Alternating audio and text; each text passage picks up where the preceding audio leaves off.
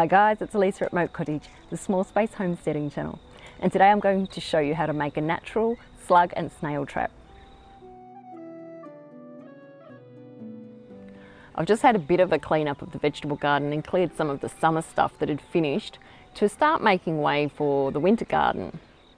Some of the crops need to finish up and there'll be more clearing to be done then.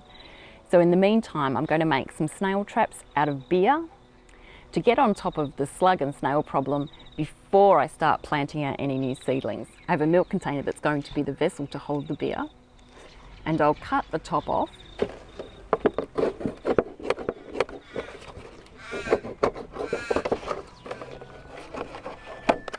I've dug a hole that will fit the container in it up to the top, and I'll just backfill that in.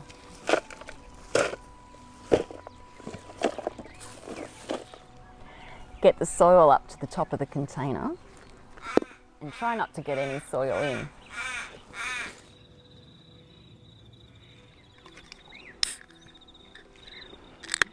We add the beer and we want to leave a 5 centimetre gap, so don't fill it all the way up to the top. The slugs and snails are attracted to the beer. They come in, have a drink, and then they just can't get back out again. So I don't know if they get drunk in there, but the main thing is that they are trapped in there and then they're not eating my little plants when I plant them.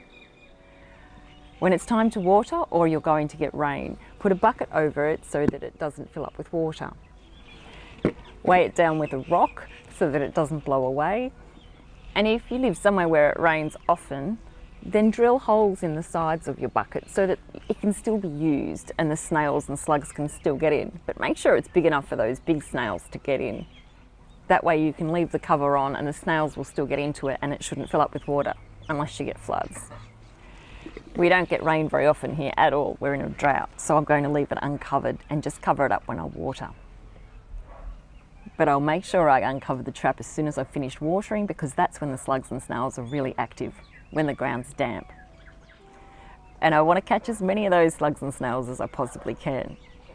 Also make sure none of your other animals can get to the trap. I'm sure there'd be a few dogs out there that would like to have a little taste of this beer, and you don't want them drinking it.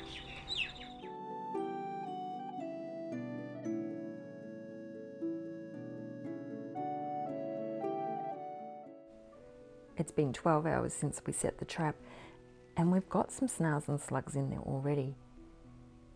And some sink to the bottom, so we've probably got more than we know.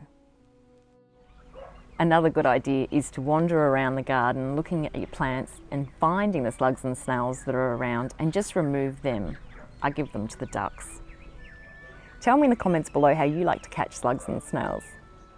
If you have any other questions or comments, please leave them below. Thanks for watching. I'll see you next time.